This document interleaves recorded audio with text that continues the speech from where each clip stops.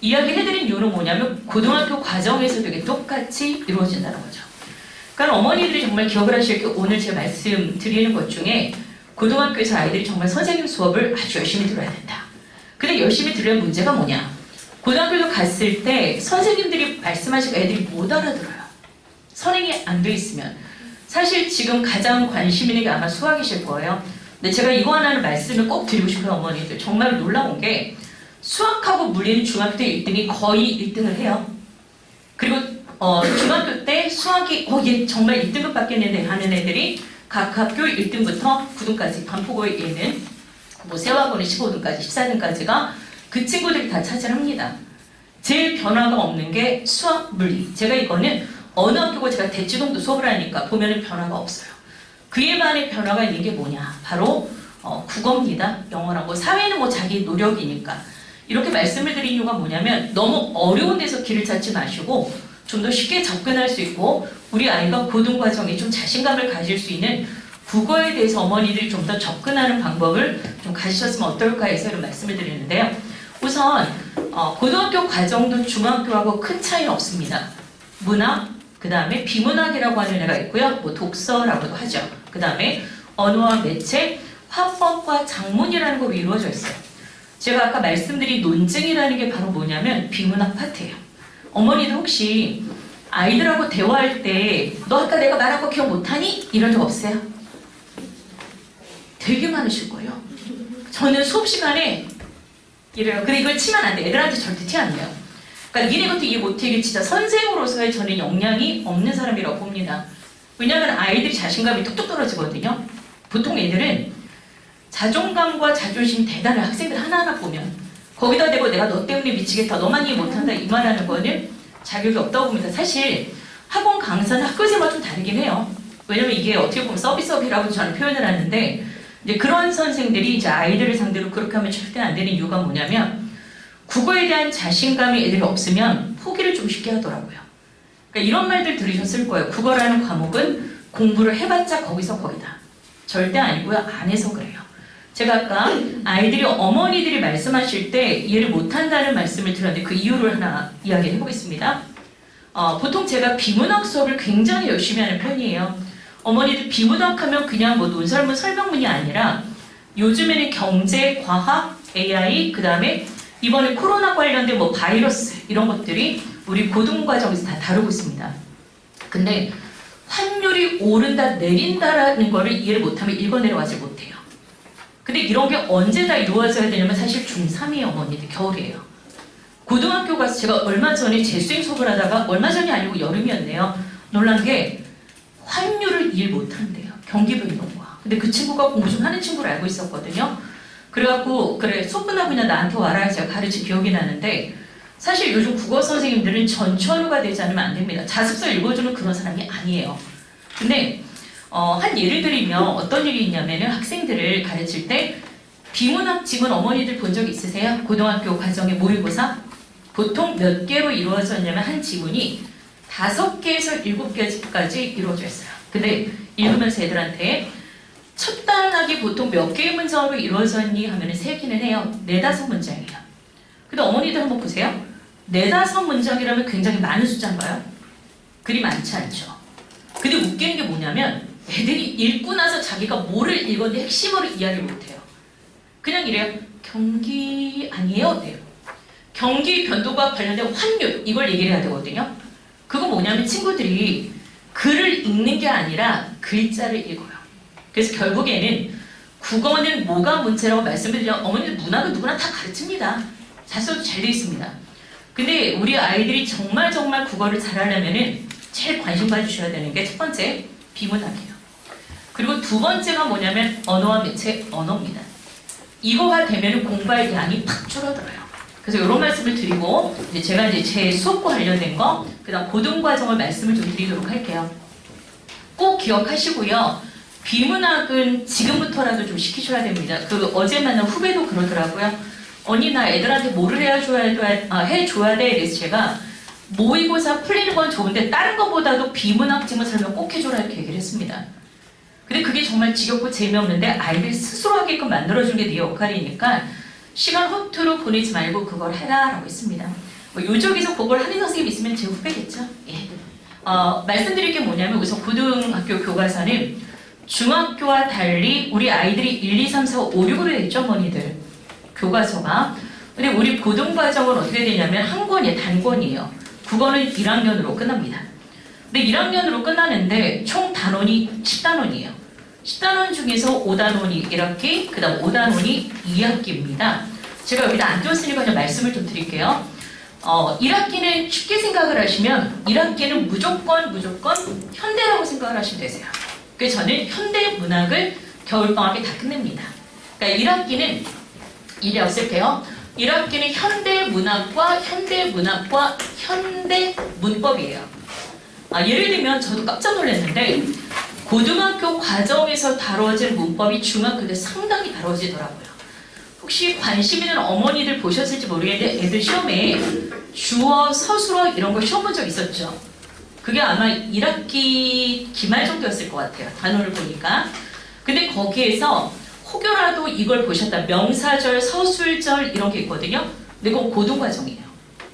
근데 이게 고등학교에서 이제 계속 반복적으로 다뤄지는 내용인데 어쨌든 현대가 1학기가 되는데 예를 들면 맞춤법. 어머니들 자신 있으십니까? 띄어쓰기 자신 있으십니까? 띄어쓰기 진짜 어렵습니다. 저도 문자를 보낼 때 저희 조교들이 보낼 때 제가 먼저 계속 봐요. 왜냐면 국어 선생님 제자들이 조교들이 맞춤법이 틀리거나 띄어쓰기 잘못되면 제가 굉장히 뭐라고 합니다.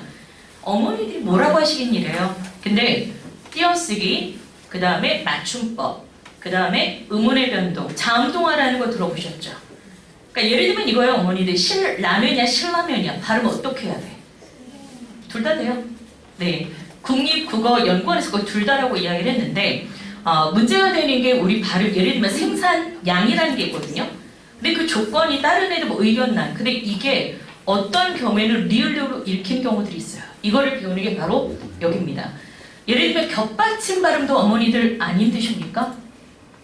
막다, 말다 뭐야 이거죠? 막다예요. 근데 또 기억으로 시작하는 개거면 맑게, 맑고예요. 그걸 다 우리 애들이 배우는 게 바로 이렇습니다. 그래서 언어에 해당하는 부분이 현대 문법이고요. 그 다음 두 번째, 2학기는 무조건 고전이라고 생각하시면 쉽게 이해되실 거예요. 고전이라는 게 고전 소설하고 고전 시가, 그 다음 어머니들과 제가 학교 다닐 때 정말 싫어했던 혼비점은 여기 들어갑니다. 근데 교과서는 어머니들 신사고를 제외하고는 다 쉬워요. 근데 쉽게 내실까요? 고놈의 프린트 학습지. 그거로 굉장히 어렵게 출제하는 게 2학기 고전 문법인데요. 이렇게 이루어졌고 크게 또 말씀드릴 게 비문학이나 또는 비문학, 그 다음에 화법 작문이 있죠. 그거는 공평하게 여기 계속 들어가 있습니다. 반복입니다. 지금 학교를 어디로 보내실지 모르겠는데 갈등들 많으실 거예요. 그러니까 어머니들이 물으세요. 그거 쉬운 데가 어디예요? 그러면은 저는 눈을 굴려야 돼요. 이번에 예를 들어 서초고를 한번 예를 들어 볼게요. 서초고는 50점만 맞아도 잘 받았다는데요. 되게 어려웠어요. 저희 애들이 100점짜리가 있거든요. 100점을 못 받아갖고 애가 울고 있어요. 근데 정말 어렵게 바뀐 학교가 서초고고요. 다른 과목도 어려웠대요. 그 다음에 반포고는 지금 어떤지 알고 계시죠? 소문 들으셨죠? 안 보내고 싶은 학교 중 하나라고 바뀌었는데 학교는 정말 좋습니다. 선생님들 진짜 훌륭하십니다. 반포고 국어도 어렵습니다.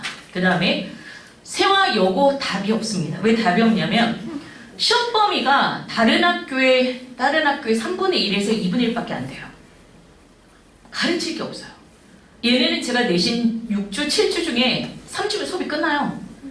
근데 외부 지문을 드립도 가르치거든요. 그 다음 선생님들이 예측을 할 수, 오늘 시험 봤습니다. 지금 제가 아직 시험지를 못 봤는데 예측할 수 없게끔 내요. 근데 그 예측할 수 없다라는 말은 어떤 거냐면 국어 공부가 충실히 된 친구들은 또 다 맞을 수 있게끔 돼요. 그래서 세화여고의 경우 그런 문제가 있고 상문고도 어머니들 아시죠? 상문고는 뭐 학원 전혀 안 다니는 애가 1등을 하는 경우도 있는 학교인데 그 1등을 한 친구의 또 특징이 국어를 중학교 때 단단히 다진 친구래요. 그래서 결국에는 뭐냐면 기본이 갖추어야지만 이 지역에서 우리 친구들이 좋은 성적을 받을 수 있다는 것. 혹시 서문여고 보내실 어머니 있을지 모르니까 간단히 말씀드릴게요. 서문여고는 시험지 장수가 이 지역에서 가장 작습니다. 6페이지 정도 돼요. 그래서 100점을 못 받으면 2등급이 안 나와요. 1학기 중간에 무조건.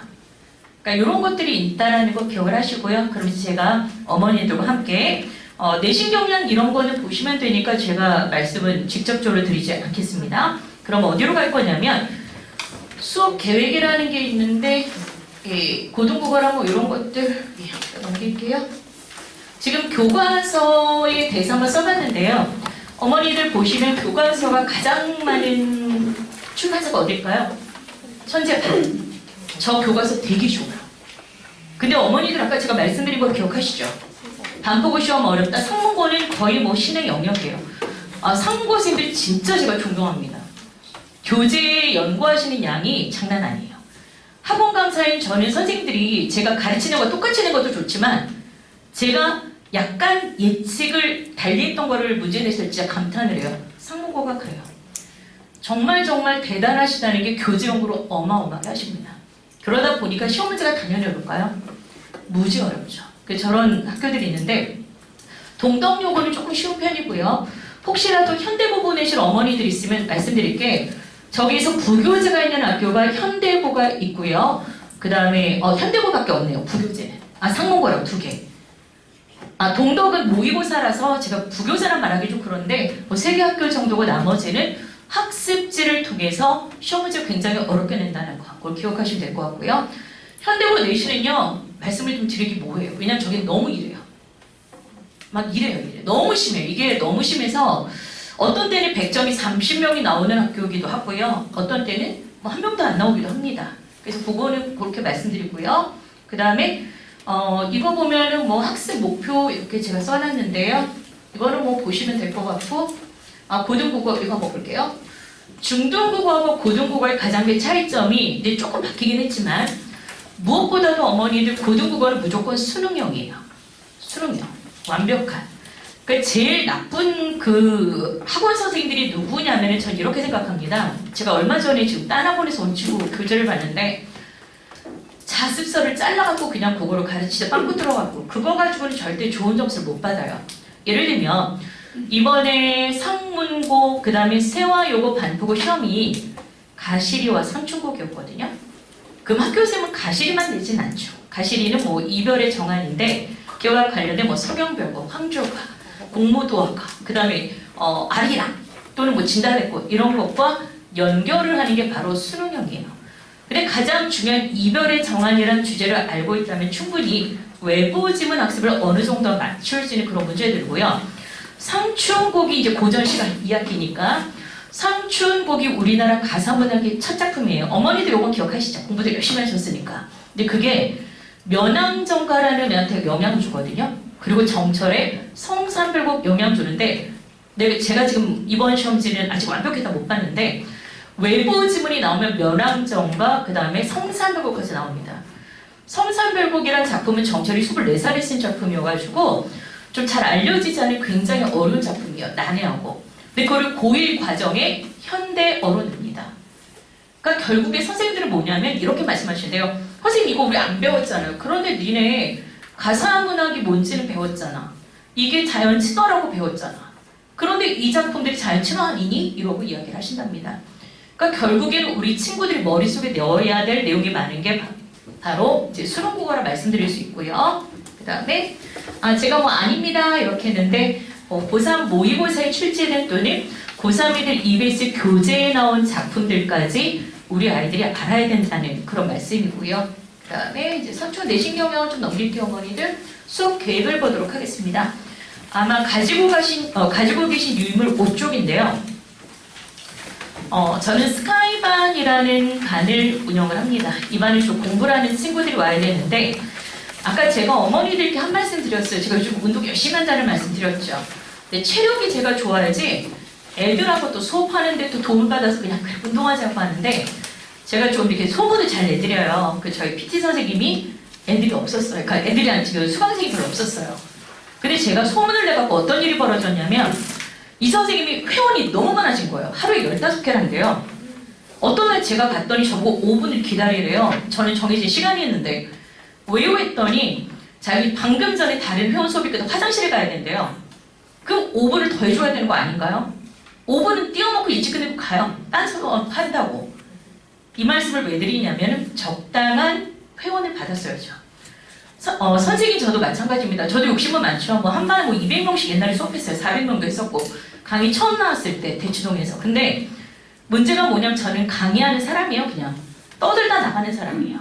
그 나머지 일들은 누가 하냐면 조교라는 애들이 합니다. 근데 조교가 저는 아니잖아요. 제 아바타는 아니잖아요. 그래서 저희는 이게 아마 15명 정도로 이루어져서 제가 모든 관리를 할 겁니다.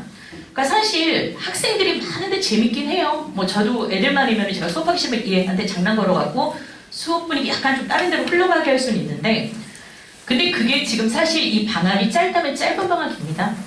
그 방학에 그런 거를 하기에는 저는 너무 아깝다는 생각이 들어서, 물론 아이들하고 즐겁게 놀기도 하는데 좀 타이트하게 수업을 하고 싶어서 저희는 시험 성적을 가지고 반을 꾸려나갈 거고요.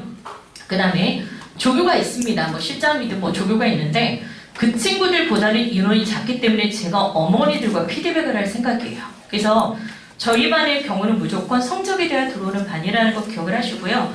꼭 들어오고 싶으면 시험을 보면 돼요. 근데 제가 뭐 빡빡하게 100점 아니면 얘는 안 돼요가 아니라 가능성 있는 친구들을 뽑아요. 특히나 비문학을 좀 중요하게 보는데 이번에는 저희 시험 보러 온 친구들 객관식이 아닌 서술하고 좀 볼 거예요. 그러니까 왜냐면 아이가 얼만큼 보는지를, 글을 보는지를 보고 싶어서 그게 구성될 거고요. 그 다음에 수업계획 스카이반 시즌 1이라고 되어 있는데 현대시와 언어와 매체라고 되어 있는데 어머니들 사실 매체는 수업을 안 합니다. 이번엔. 왜 매체를 수업을 안 하냐면 TV 보면 돼요. 광고 보면 돼요. 신문에 나와 있는 광고하고 라디오, 텔레비전 보면 됩니다. 블로그 보면 됩니다. 이게 뭐냐면 매체라는 파트가 그거라는 거예요. 그래서 굳이 걔는 수업을 안 해요. 그거보다는 언어라고 해서 흔히 문법이라는 애를 좀 할 건데요. 저희 수업을 보시면 8주예요. 굉장히 타이트하죠. 어머니들 보이시나요? 그래서 매체는 어떤 식으로 진행을 하냐면은 프린트물을 통해서 과제를 줄 겁니다. 그래서 그렇게 진행을 할 예정이고요. 당연히 과제는 뭐 현대시 문법 문제와 더불어서 모의고사를 풀릴 거예요. 그러니까 모의고사는 책을 같이 이제 구매를 해가지고 일주일에 2회든 3회든 고1 과정 모의고사 2주만 제가 만들려고 했는데 시중고사는 게 낫겠더라고요. 그래서 그거를 저희 스카이반 친구들은 저랑 같이 하고 그 다음에 틀린 문제들의 경우에는 클리닉을 받을 겁니다. 그래서 그렇게 진행이 될 거고요. 그 다음 뒤로 넘어가시면 6페이지는 현대소설하고 고전소설이라고 되어 있거든요. 아이고 이렇게 넘어갔는데 그냥 할게요. 현대소설하고 고전소설 독서 보이시죠 어머니들? 아까 제가 말씀드린 거. 혹시 어머니들 나중에 애들을 너 이렇게 비문학 못하냐? 라고 혼내기 전에 아이가 틀린 그 지문으로 어머니들이 정해진 시간 1800자 정도 돼요. 고3 거든 고1 거든 고1은 조금 글자 수가 적은데요. 한번 읽어보시고 이 글이 뭔 글이지 하고 한번 되짚어보세요. 진짜 어려워요. 근데 그거를 가지고 니 혼자서 열심히 하면 된다가 아니라 어떤 방법들을 제시합니다. 그래서 8주 수업 중에 독서가 들어왔는데 사실 양이 많긴 하지만 독서를 이번에 안 가르치면 이 친구들이 배울 기회가 없어요. 근데 문제가 되는 게 뭐냐면 혹시라도 세화고 상공고 보내실 어머니들이 있다면 이 학교들은 비문학이 매우 중요합니다. 서초고도 마찬가지입니다. 그래서 미리미리 모의고사를 보고 가는 게 좋기 때문에 여기서 모의고사 지문으로 제가 수업을 할 거예요. 그래서 그렇게 진행이 될 거라는 거 말씀을 드리고요. 그 다음에 뭐 대상은 거기에 써놨는데 고1 과정을 빠른 시간에 배우고 싶은 학생, 중학교 국어 성적이 뭐 95점이거나 뭐 테스트를 통과한 친구들 이렇게 돼 있습니다. 너무 겁먹지 마시고 한번 아이들 시험 보기 한번 해보세요. 왜냐하면 학생들을 제가 점수로 자르진 않고 그 학생의 역량, 문제 푸는 과정을 볼 거예요. 저 제일 싫어하는 친구들이 이런 친구거든요. 비문학 지문에 아무것도 줄 안 치고 눈을 쓱 스캔하고 풀어요. 저는 그렇게 풀어요. 아는 지문은. 근데 이게 뭐냐면 내가 읽고 있다는 표시를 하는 거예요. 어머니도 그리고 참 아이들 논설문, 설명문 어떻게 공부하는지 나중에 꼭 확인하세요. 처음부터 줄까지 줄 다 쳐져 있는 친구들은 글자를 읽는 거예요. 하나도 안 보여요. 아까 제가 말씀드렸죠. 오늘 시험 삼아서 어머니들께 하나 드리고 싶은 마음이 아까 들었는데 비문학 지문 좀 긴 거, 한 7개짜리 정도 되는 단락이 지문 한번 읽어요. 진짜 어려워요. 근데 그걸 방법을 모르면서 계속 그걸 그냥 무식하게 풀면 발전이 없겠죠. 그래서 그런 거를 저는 할 건데 비문학 지문도 여기서 이제 과제로 나갈 거예요. 지금 여기에는 문학만 나왔는데 여기에는 문학 작품들이 어머니들 고등학교 1학년 과정에 나오는 필수 작품들입니다. 특히나 우리 학교 중에 어딜까? 상문고를 보낸 어머니들은 원미동 사람들 다 읽히셔야 돼요. 미리미리. 학교 배정 받자마자 1자 이러고 읽히셔야 돼요. 저게 시험이거든요. 그래서 저는 요거랑 또 비문학 지문 읽기가 있고요. 그 다음 수업 특징에 대한 거는 문자 발송에 대한 이야기가 있는데요. 예, 어머니들 프린트로는 이게 아마 이게 좀 빠졌을 수도 있는데 이거로 말씀드릴게요. 국어는 저는 총 3시간 수업이라 되어 있는데 저게 경우에 따라 30분 일찍 와야 되는 경우도 있어요. 테스트가 한 달에 한 번 정도를 좀 길게 보려고 합니다. 그래서 3시간 수업이 아니라 3시간 반일 수 있는 것과 그 다음에 워크북이 또 하나 있어요. 아이들이 스스로 해오는 거. 그 다음에 가장 중요한 저거 안 하는 선생님들 없으세요? 20분 테스트. 테스트는 무조건 해야죠. 그래서 저거를 바로바로 전송을 해드리는데 우리 아이가 예를 들어 비문학에서 윗글의 내용과 일치하는 사실적 사고 문제를 반복적으로 틀린다. 그럼 그런 것까지 멘트를 드릴 거예요. 그리고 올해는 이제 새로 하나 시도해보려는 게 그런 문제들에 대한 클릭, 문자를 전송해 드렸잖아요. 예를 들어 내용 일치 문제 계속 틀려하고는 끝 이게 아니라 다음 몇 월 며칠 날 학생과 함께 이 문제에 대한 클리닉이 있습니다 라고 문자를 드릴 거예요. 그리고 클리닉에 대한 또 결과를 전송해 드릴 겁니다. 그래서 요거는 올해 좀 새롭게 시도하는 건데 어쨌든 문자가 모든 학생이 똑같진 않아요. 그러니까 뭐 이재현이가 있고 뭐 박재현이고 김재현이 있으면 이 친구들마다 다른 문자가 갈 예정입니다. 그 다음에 나머지는 다 말씀드린 거고요. 어휘 시험은 봅니다. 어휘 시험은 당연히 제가 책이 있어서 우리 친구들이 정말 제가 수업하다 보면 기절할 것 같은 날들이 많아요. 너무 애들이 몰라요. 근데 어휘력이 떨어지는 게 이게 코로나의 영향도 있는 것 같아요. 그냥 단편적으로 쉽게 어떤 문자들을 보다 보니까 그런 것 같은데 그에 대한 뭐 테스트도 있을 거라고 말씀을 드리고요. 예. 어쨌든 간에 친구들 오면 가장 중요한 게 그거 같습니다. 선생님은 좀 에너지가 넘쳐야 되죠. 어머니들 보시다시피 제가 힘은 넘쳐요. 그리고 지루할 틈을 주진 않아요, 사실은. 그러니까는 농담할 시간이 없으니까 했는데 어린 애기들 데리고 제가 3시간 내내 그냥 수업 얘기만 하진 않겠죠. 선배들 이야기, 뭐 제가 배출한 수능 만점자들 이야기, 그 다음에 인생 역전은 수능 국어 8등급이 지금 성균관대학교 연대는 예비 2등이어갖고 떨어졌어요. 연대 정치외교학과를 성대간 뭐 누나 이야기 뭐 이런 이야기들을 통해서 동기부여도 많이 하려고 합니다. 예, 감사합니다.